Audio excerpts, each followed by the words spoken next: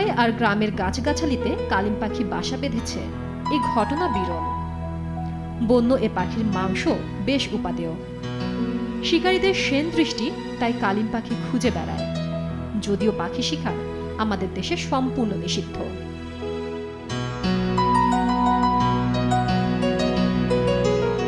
পাখি প্রকৃতির এক অপার সৌন্দর্য। মানুষের কাছ থেকে তাই নিষ্ঠুরতা নয়, ভালোবাসাই তাদের প্রাপ্য।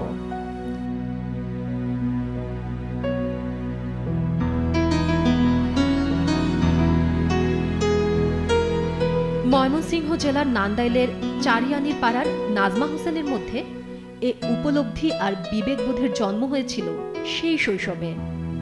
পাখি পুষতে ভালোবাসেন তিনি।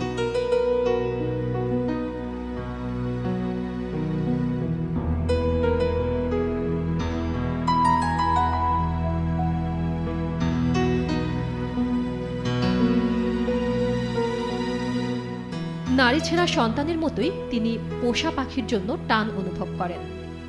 বর্তমানে নাজমা হোসেন পুষছেন এক জোড়া বুনো কালিম পাখি। 9 মাস আগে পাখি দুটো তিনি কিনেছিলেন 1100 টাকা দিয়ে।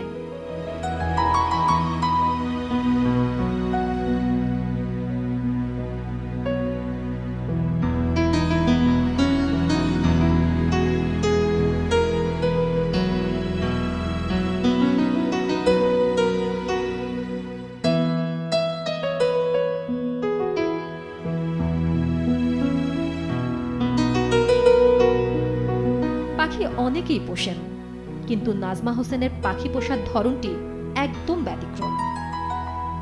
পাখি তিনি বন্দি করে রাখেন না কখনোই, তার পোষা পাখি ঘুরে বেড়ায় স্বাধীনভাবে। কালিম জোড়াও ভোগ করছে অবাধ স্বাধীনতা আর নাজমা হোসেনের মমতা এবং ভালোবাসা। হ্যাঁ, কালিম দুটোর সাথে তার বেজায় ভাব। কালিম পাখিকে সাধারণত কেউ পোষ মানানোর চেষ্টাও করে না, আর নাজমা হোসেন সেই অসাধ্য কাজটি করেছেন 9 মাস ধরে।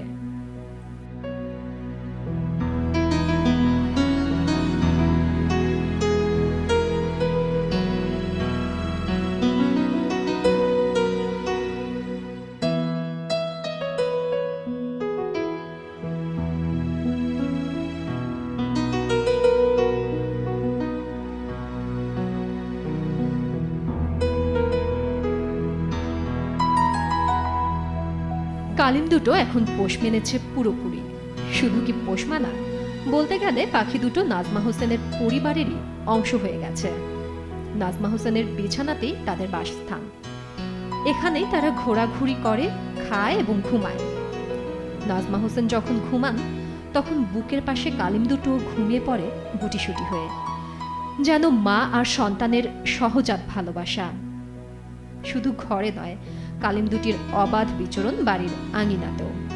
বলতে গেলে পুরো বাড়িতেই পাখি দুটো ঘুরে বেড়ায় স্বাধীনভাবে।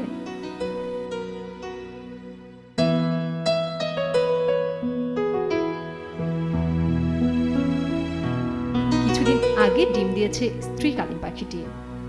18 জোড়া ডিমে এখন তা দেয়া হচ্ছে। কিছুদিন পরেই ডিম ফুটে বাচ্চা জন্ম নেবে। পাখির ছানাগুলোকেও সমান ভালোবাসাই দেবেন নাজমা হোসেন। তার ভালোবাসাকে সঙ্গী করে একদিন কালিম পাখিতে তার পুরো ঘর ভরে উঠবে, আর দিকে দিকে ছড়াবে মানুষের সাথে পাখির ভালোবাসার এক বিস্ময়কর গল্প।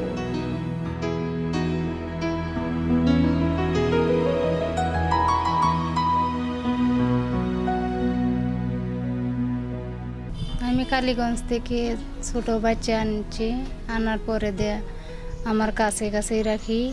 আমার বিছানা শুয়ে থাকলে আবার আমার কাছেই থাকে, ইনি ঘুমা। আবার 18 হালি ডিম দিছে।